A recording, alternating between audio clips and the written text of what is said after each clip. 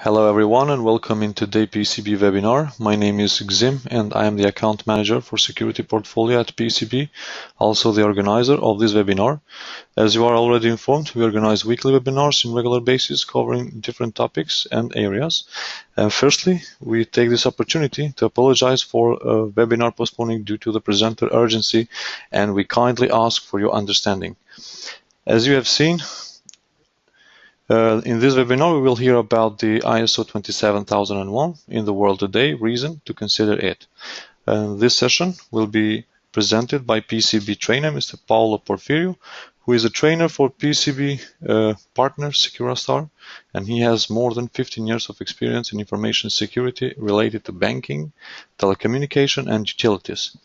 Mr. Porfirio has been part of the development for a few organizations in Europe and US, and he has also audited many companies in Europe, South America, and US.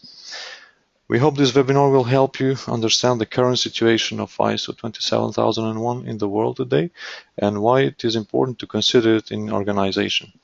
If you have any question, you can write them in question box in right-hand control panel, or you can use the option to raise your hand and we will answer to all of them accordingly. Please, Paulo, you may start now. Hello everybody, good morning to the United States, good afternoon to Europe and the rest of the world. Thanks, Gazim, for the opportunity you gave me. So I chose this topic because information security is a very hot topic in the world today, and sometimes I get emails from my clients asking if I know how many certifications are there in the world, and questions that around 27001 because they are interesting, and so therefore I prepared a presentation for you guys to talk a little bit about this topic. So our agenda is going to be a little bit of the big picture of how the world looks like in terms of ISO 27001 certifications worldwide. And if you are thinking about, you're considering about getting certified against ISO 27001, here are some reasons why you should do it. Okay, so now as you can see, this is the distribution of 27001 in the world today. You can have, we have a very dark area in Asia, Southern Asia, countries like China, Indonesia, Singapore, Malaysia, Japan, and even Australia. And then we have another very dark area in Europe, and then so-so area, not very dark, not very light, in the United States and North America, and also Russia a little bit. What does this mean? This means exactly what you see. This is this information is collected by the ISO organization, the one that publishes the standards. They have an annual survey, and a couple of weeks ago they came up with the numbers from 2014. So as you see, Asia is the strongest area in our worldwide with the highest number of certifications. Then we have Europe, Central and South Asia, and North America, and so forth. In terms of percentage of the ISO 27000 certifications in the world, what you have in the lower graphic is that 47% of all certifications in the world are located in Asia and Pacific, okay? 36% in Europe, and North America is only 3.5%. We're going to talk about that, why the reason for these numbers in the following slides. So this is the overall picture, okay? Now, if you think about annual growth in terms of number of certifications, in numbers, in the upper table, we have Asia and Pacific, East Asian Pacific, with 442 certifications, new certifications last year. 758 new certifications in Europe last year and 124 in North America. And by the way, when we talk about North America, we are talking about only 3 countries, which is United States, Mexico, and Canada. So that's what it is. So in terms of percentage, the region that grew more in terms of percentage was North America, United States. There's a reason for that too, and we're going to talk about that in a few seconds. But yeah, that was the region with the highest growth in terms of certifications. And I'm working in the American market, and the way it looks like now, it doesn't look like this is going to change anytime soon. North America is going to be one of the highest groups in terms of ISO 27000 certifications worldwide. Okay, so top 10 countries in terms of growth in 2014. United Kingdom, 338 new certifications. China, India, Australia, United States of America, Ireland, Italy, Germany. Those are the countries, top 10 countries with the highest number of certifications, new certifications last year. So as you see, we can go back to our first slide. Our highest number of certifications are concentrated in East Asia, Southern Asia, Europe, and North America. And it looks like it's going to be like this for, well, at least for the next couple of years. Now, top 5 industrial sectors for ISO 27001 certificates last year was obviously information technology is in front of them. Other services, 867, construction, transport, storage, and communication, and electrical and optical equipment. So the first one, obviously, information technology. Everything that is about information technology is high in the charts because that's where we keep our information nowadays, right? And that's what ISO 27001 is, about protecting information. Now, top 10 countries with certificates, not new certificates, but the total number of certifications. We see Japan. By end of 2014, Japan had more than 7,000 certifications. United Kingdom 2,000, more than 2,000. In India, more than 2,000. Yeah, India more than 2,000. It's amazing, right? China with more than 2,000, also amazing. And the question is, why the United States is at the bottom of the table? Yeah, we're going to talk about that. Romania, how about that? 893 certifications. Taipei, Chinese, 781. Spain, 700. Now, United States of America is the 9th country in the charts for now. That's going to change in the near future. Now, the question, why only 664 certifications in the United States? Well, because so far, up to 2-3 years ago, whilst everybody else in the world was getting certified against ISO 27001, United States, companies in the United States were dealing with local frameworks that most of them were a result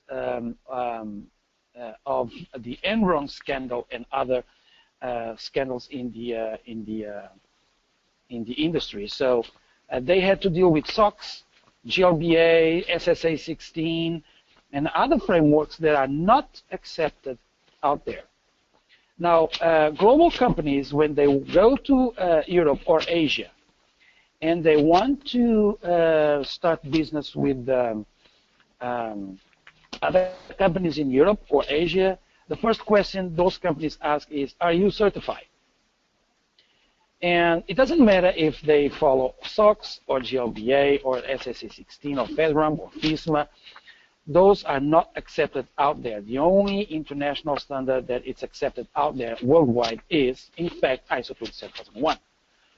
So what this means is that, yes, the United States has a lot to catch up. Now, as you saw in the charts, in the previous charts, United States is most probably the nation in the world with the highest growth in ISO 27001 certifications right now. That's the reason why. They have a lot to catch up. And because this is a snowball, companies that are doing global business, American companies doing global business, they need to get certified. So they start getting certified in the United States. Then other companies, because they provide service to those companies that are already certified, they don't have any other option unless getting certified. Because if they want to provide service to companies like Google or Amazon or Microsoft or other big companies out there, it's a request, it's a requirement, it's not an option. And so they need to get certified in order to provide service to those big companies. And when they get certified, then they are going to start requesting their service providers to get certified themselves. So this is a snowball. And what I'm foreseeing in this near future is that ISO 27001 is going to continue to grow in the United States a lot for the next couple of years or so. Because what I think is that in about 4 or 5 years, the United States will be in the top of the charts. Now, why ISO 27001? Why should you do it? Now, if you deal with any kind of information that you want to protect, like customer data, or IP, like source code, or plans, or business plans that are very important to you, or you have patents you need to protect, or very serious information, or PII, or you're required to protect any kind of information by the laws in your country, then you need to consider ISO 27001. It's a framework, it's a tool, it's not a set of controls. That's what makes it different from other frameworks like SOX, SA16, or FISMA, or FedRAMP. They provide controls and only controls. So ISO 27001, along with the controls, ISO 27001 provides a tool, a management system. It's based on quality systems, all right, the famous PDCA, Plan, Do, Check, Act.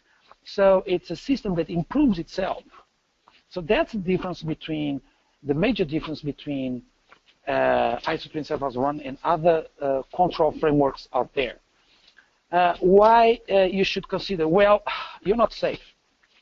If you think your systems are secure, think again. Now, everybody remembers from what happened in 2014. Just to mention a few examples. Sony Pictures, major online attack.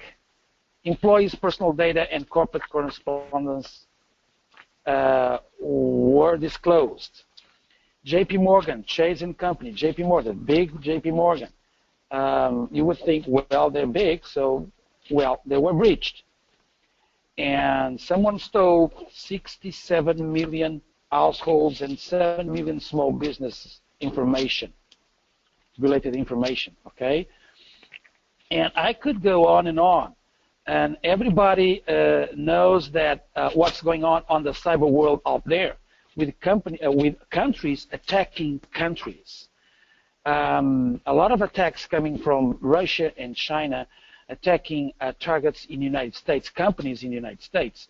Now, the main reason for the disadvantage is that one of the reasons is that internet is very regulated in those countries, not as free as in the United States, and United States way more services and products and companies are exposed in the internet way more in high vast numbers than in China and Russia. So they have more targets to attack.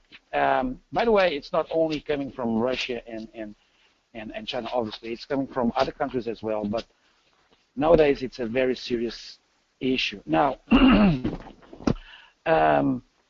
IBM issues an annual survey that they put in place with in conjunction with the Parliament Institute and around data leakage, data breach, and what is the cost of a data breach in a company. Now, this is the information from ISO 2014. 350 companies in 11 countries were attacked, and they were interviewed. They were accounted for this survey. About 3.79 million is the average total cost of a data breach. $3.79 million. 23% increase in total cost of data breach since 2013. Almost a quarter of the cost that data breach cost around the world has increased since 2013, 1 year. $154 is the average cost per lost or stolen record. So if you have 2 million records, well, just multiply. 12% increase in per capita cost since 2013. It's a lot from 2013 to 2014, just 1 year. Now, these are the 3 major reasons contributing to a higher cost of data breaches in 2015. Cyber attacks, yes, they're increasing. Frequency. The money that goes in the underworld, in the cyber criminal world, is more than the old businesses of weapons and drugs combined. The consequences of lost business are having a greater impact on the cost of their breach. The market is highly regulated. If you disclose PII, private data, to the market, you are most probably going to be sued by a lot of clients out there that are going to be pissed. So data breach costs associated with detection and escalation are increasing a lot. Okay, this is the overall picture. Now, hackers and criminal insiders cause the most data breaches, right? Insiders, yes. This is something that companies should be aware of. There's a lot of problems caused by insiders. That's the main reason being, well, they're already there. They don't need to go through all those firewalls, IPS defenses that are in the perimeter. They are in the network already. They know the network. They are familiar with the network controls. 47% of all breaches in this year's study were caused by malicious or criminal attacks. It's a lot of money out there, and they want it. The loss of customers increases the cost of data breach, obviously. If you have a data breach and you disclose customer information, yeah, you're going to lose customers. And you're going to face, most probably going to face some lawsuits or any legal actions against you. Because in most of those countries, in Europe, in the United States, in Asia, private information, private data is protected by law. So, on the other hand, business continuity management plays an important role in reducing the cost of data breach. You've got to be prepared. You've got to have a BCP in place to make sure that you don't die, your business doesn't shut down when something happens. Now, main reasons for you to worry. Cyber terrorism. Yes, it's out there. Cyber wars. It's out there. It's a fact. Cybercrime. Again, surpasses all weapons and drugs businesses, okay, in the internet. So there's a lot of resources out there scanning you and trying to target you. Most of all, they go after your information. But not only. Some other threats out there you may face are virus. Yeah, it can be annoying, can be disruptive, can destroy your information. Spam, spyware, Trojan horses, worms, phishing, identity theft, and ransomware. Identity theft and ransomware are the main issues right now. Ransomware, for those who are not familiar with, is for some reason you click on a link, or somebody plugs a pen drive infected with some ransomware, and if that piece of software installs itself in your network or in your PC, it encrypts an area of your disk or the whole disk, and you'll be contacted by someone saying, okay, I'll give you the key to unencrypt your data if you pay me whatever, some dollars. That's what ransomware is. They prevent you from accessing your data unless you pay a lot of money. Okay, that's what ransomware is. Identity theft is an issue also. They can steal your identity and ask for checks, credit cards in your name, whatever, you name it. So it's a problem as well. Now, what about compliance in terms of, depending on the country you are in, there are laws. And in Europe, there are a lot of laws. In the United States, there are a lot of laws regulating the market, HIPAA for health records, and every kind of information related to health and patients and so forth.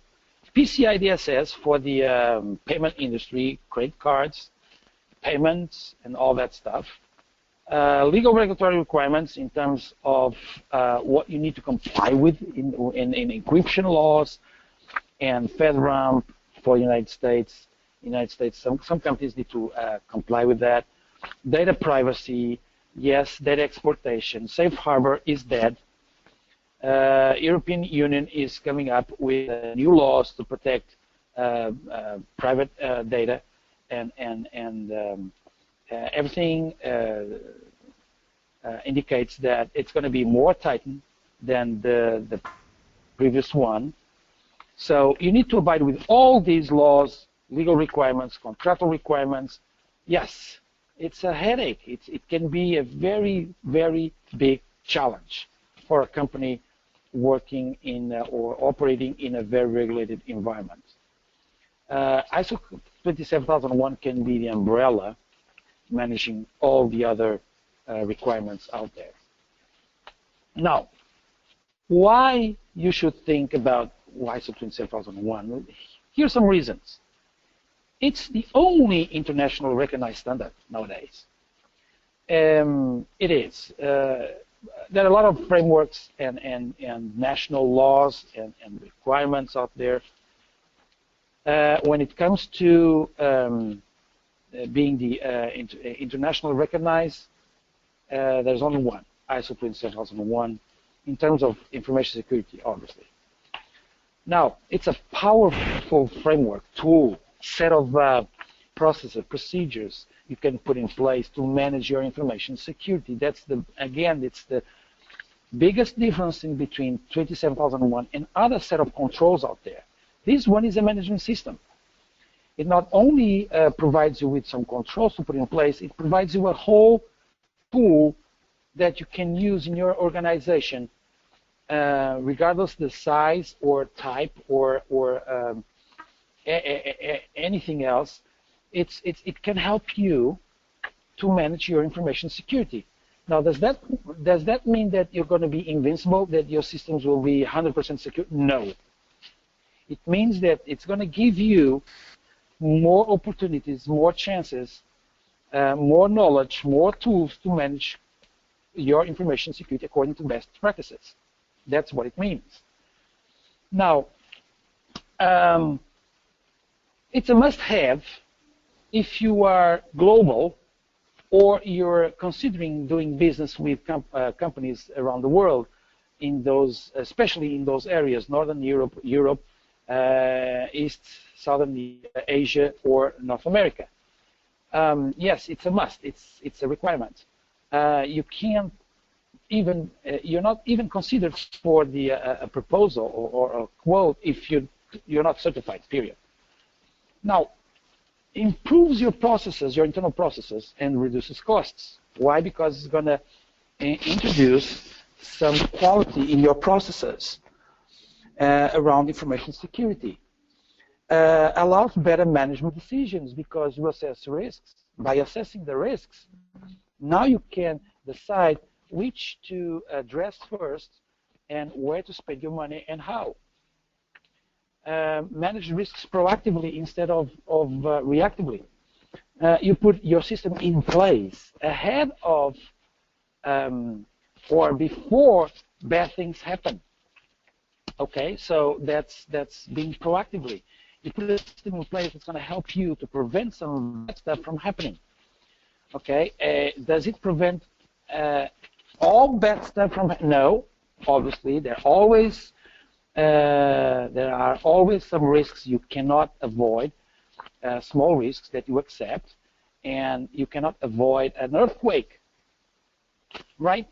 But you can be prepared for it. Okay, so improves resilience and business continuity. Again, business continuity is part of the ISO 27001 set of controls. You need to put a BCP in place. Increases competitiveness.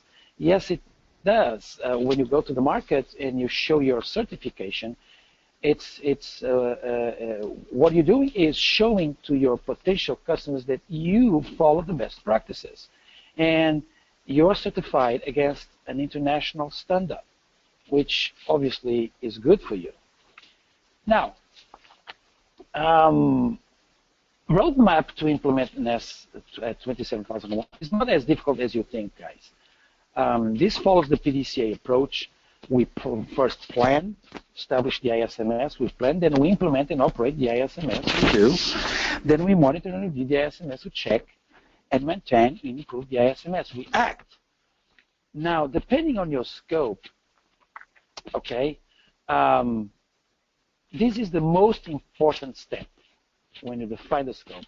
Most part of the companies that come to me, they say, hey, we want to implement something, or we want to get certified, but we are not really sure what is the scope.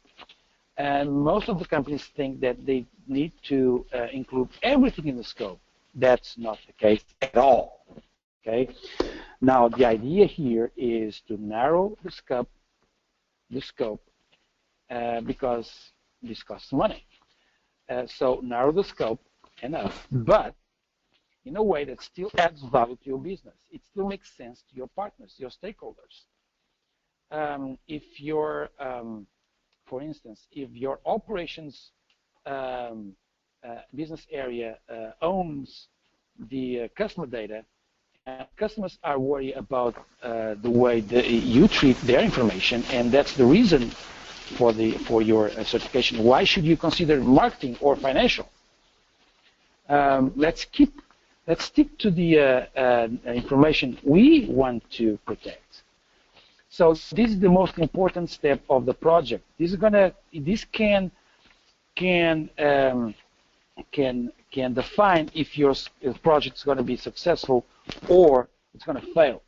A couple of years ago, I spent almost the whole year fixing projects in a couple of companies that they were stuck for about more than a year or so, because the scope was the wrong scope. It was a huge scope, and they were struggling with that until I got there and I asked, why do you need this scope? Nobody knew the answer. Well, we just know we want to get certified. We don't know. We didn't know that we could, for instance, exclude IT out of the scope. We didn't know that. Yes, you can. The business decides what scope it is going to be. That's a business call. So, if you don't know the scope, here are two questions that you can ask that may help. What is the information that I want to protect? Who owns it? That's your scope. That's your area. Okay? Because, yes, ISO 27000, we can't forget that ISO 27000 is about protecting information. And by the way, we are certifying business processes. This is a quality management system, okay? It's not, this is not to certify products or people or services. We certify, okay, the business processes that support those services or those products. We don't, ISO 27001 doesn't certify any products. There are independent labs for that or services. It's about certifying business processes, okay? So what is the scope? What information is that I want to protect? Customer data, okay, who owns customer data in my company? Oh, that's the operations, unit. Okay, within the operations unit, are there any more, areas within the operations unit? Yes, there are. Okay, so what is the one that owns that information? Oh, it's area A. Okay, area A is your scope. Now, does it mean that I cannot control the way other areas in the company and my customers and my stakeholders access my information? By all means, no. I can and I should control it. That's why I have policies. That's why I have contracts, service agreements, SLAs, OLAs in place. I can define the way everybody access my information. Yes, I can. So this is a very important step. Now, number 2, get commitment and leadership. Without it, don't even think about it. Top manager must be included, must be committed with this project. Otherwise, forget about it, spend your money somewhere else because this is not going to work. So both upper and middle management. Upper to sponsor, to lead the process, and middle management because they are going to be the managers implementing the controls in the field. We are talking about the scope, within the scope of the certification, okay? Now, another question that I get from clients is, okay, but if I narrow the scope to area A, does it mean that the rest of the company won't, be secure? By all means, no. The idea here is leverage what you do within the scope of certification, leverage those policies, controls, methodologies, and risk assessment, all those controls you put in place, leverage those and expand them to the rest of your organization. So you have a global information security program, and you have a subset of that, which is going to be the scope of certification. Okay, so the idea here is to leverage these projects and expand those controls to the rest of the organization. I can give you a couple examples. Now, if we decide that, okay, we assess the risk and we think we should enforce ID badges to everybody within the scope. Okay, so let's say the company, the organization is around 100 individuals, and out of those, 20 are in the scope. Now, can you imagine to issue 20 ID badges and ID card and card readers just only for 20 people, and the other 80 are not going to be controlled at all? That doesn't make sense, does it? So that's something that you're going to do in the whole organization. That makes sense. Okay. What about servers? What are the controls that you have in your servers? Okay, we have those kind of controls that we decided after the risk assessment or during the risk assessment, we made a decision. We're going to implement all those controls in our servers, Unix servers or Windows servers or whatever servers you have in place. Now, does it make sense to you to implement those controls in just half of the servers or a set of your servers because they are going to get certified, and you abandon or disregard the rest of them? No, doesn't make any sense. So it's easier actually for you to treat them as equal and implement all those controls across the board than saying, okay, you're going to separate those servers and applying these controls on those servers and disregard everything else. That doesn't make any sense. So there you go. You have the information security program, or whatever you want to call it in your organization, and then you have the scope of certification or registration, as we call it here in the United States. Okay. So moving on, get commitment and leadership. Again, without those two, forget about it. Spend your money somewhere else. Okay. And after you buy out management, then define your InfoSec policy, the high-level policy, okay? Now, after that, you assess risks. This is actually the core and the brain of the ISO 27001. Assess risks, select control, increase risks. This slide here is the core of ISO 27001. Everything else is management system and components. This is what we do. We assess risks, we select the right controls to put in place, we treat risks. This is the core of the ISO 27001 system, okay? Now, the controls we select can come from Annex A, all right? It's a catalog of controls that is part of the 27001, or we can select control or SOX or whatever, okay? Now, after that, we need to define a training and awareness program. It's very important. You need to explain everybody in your organization what's happening, what's going on. They don't know. That vision of publishing policies just by publishing policies doesn't work at all. You need to involve people. You need to train people. Those are the ones that are going to be on a daily basis looking to the systems, detecting if something is wrong. They are the ones that can breach information in your organization. They need to be aware of what's going on. Yes, there's something going on. Yes, we're going to publish policies. And by the way, your role is complying with them. Okay, so get ready because this is going to start, rolling. You need to train people. You need to aware people. It's easy to configure machines. It's not easy to control people. Okay? Then you have to communicate them, not only to the end users and managers, but also to the upper management and stakeholders. What's going on? Okay? Communication plan. These are all clauses in the ISO 27001 standard anyway. Now you need to define metrics. How you measure your system.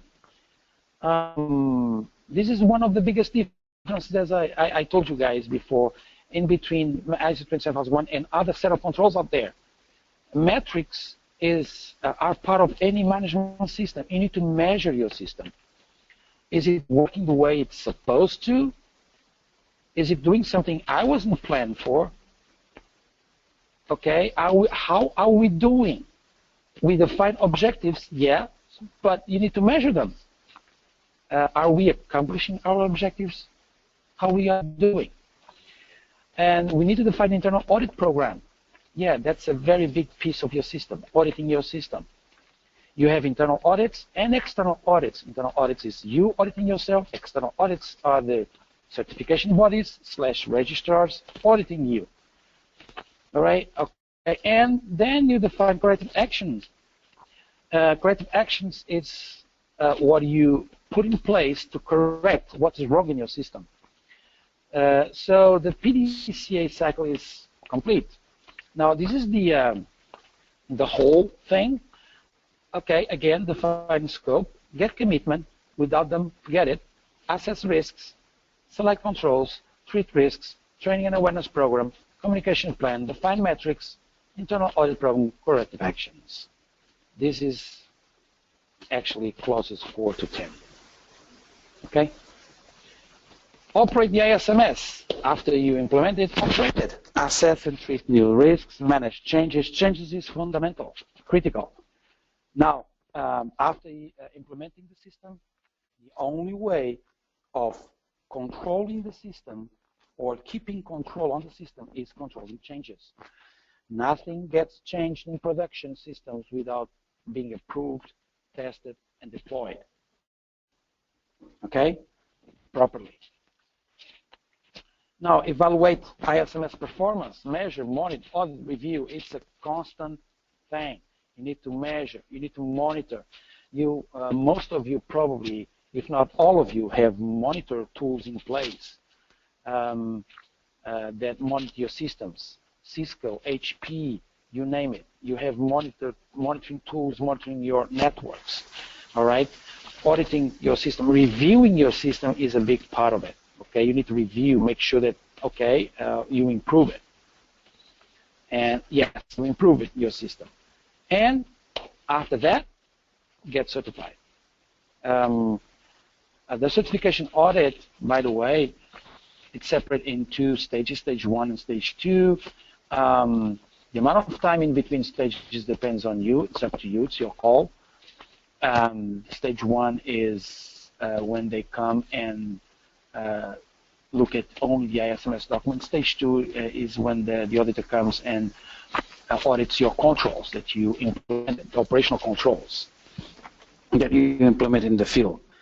So depending on your scope, if you have a reasonably small scope, this process from day 1 until certification can take up to 5-6 months, including 2-3 months to generate records.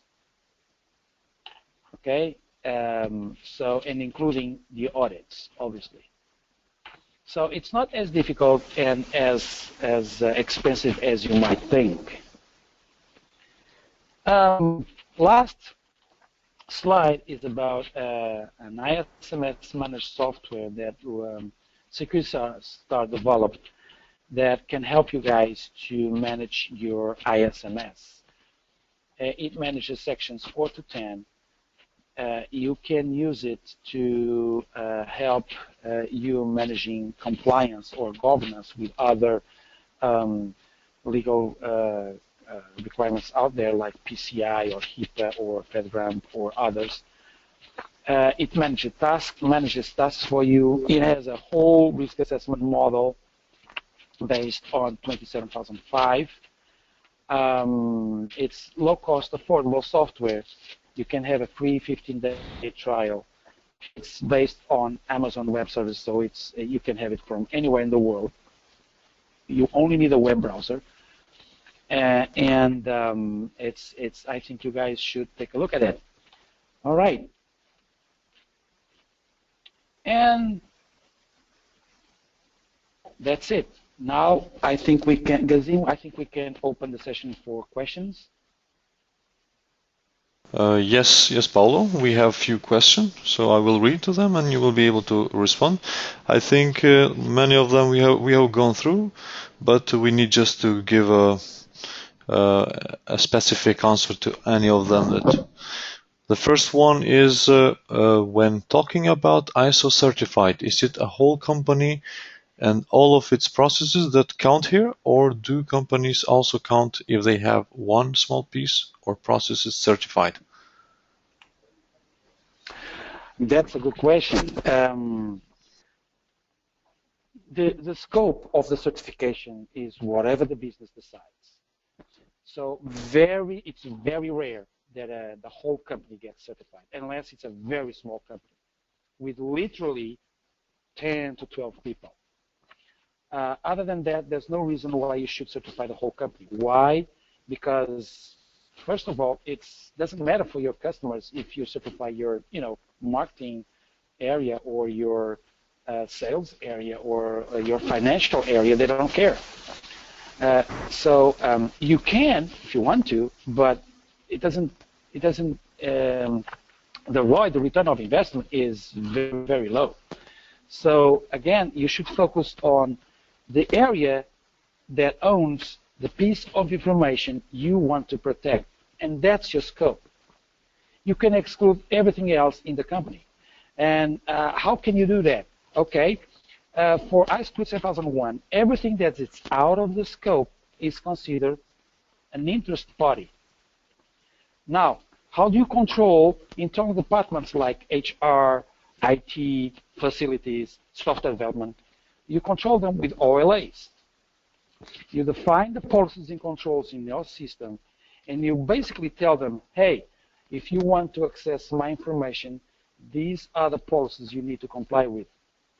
Hey, if you are going to provide service to me, for instance, IT, you're out of the scope, IT is out of the scope, but IT provides service to the scope.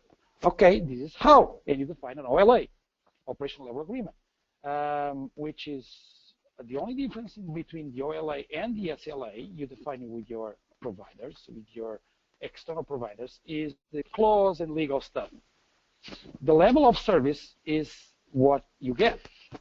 You define an OLA document in between you and IT, for instance, with the service they provide and the level of service you expect them to provide. And you measure those services. Consider them as an external provider. Why? Because you don't want all IT included in the scope. Otherwise, everything that IT does will be audited by the external auditor and the internal auditor. And the chances of failing are going to be, higher. So yes, it's possible to define whatever scope you want. It's your company. Just make sure that the scope makes sense to your stakeholders, to your customers. If that's the case, then you're good. Did that answer the question? Yeah, I think it's okay. We have another person who wants to make a question live, so he will be able to talk to us. Okay, Tim, you can go on with question. Thank you, Xim, and thank you, Paulo, for this presentation. My question is, knowing that the recent updates on the ISO 27000 family of standards have been quite developed recently, knowing the ISO 27002, now 27032 and 35, what do you think the future of these standards will be, and will the ISO 27001 standard be affected by this? Each management system has its own family of standards. It's the same thing with 9001. 27000 is the terms and references. Then we have 27001, which is the standard, the requirements. You have 27002, which is a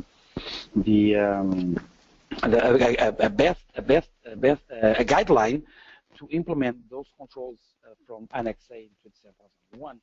Then we have 27003, which is a guideline to implement the whole thing. Then you have 27004, which is metrics, how you can implement and manage a measuring program in your company. Then you have 27005, which is the methodology for the risk assessment. And by the way, why is the reason that the new version of the standard doesn't mention 27005? Because the new versions of all management systems out there are going to be exactly the same, closest 4 to 10. We're talking about quality management systems, food safety, and IT services management, and environmental management systems. So they're all going to follow clauses 4 to 10. Now, because 27005 is specifically related to information security, and couldn't be implemented with all other management systems, so they dropped the 27000 dimension to 27005. 27005 in the new version of the standard, and they adopted the ISO 31000, which is risk management overall. Okay. Now, then you have 27006, which is not for you guys; it's for registrars, for certification bodies. They need to comply with those, and the list goes on and on and on. Now you have some standards related to the health industry, the telecommunication industry, information security, in financial industry, telecommunication industry. So And the tendency, the trend is to more standards to appear to focus on specific areas, specific industries that have specific requirements.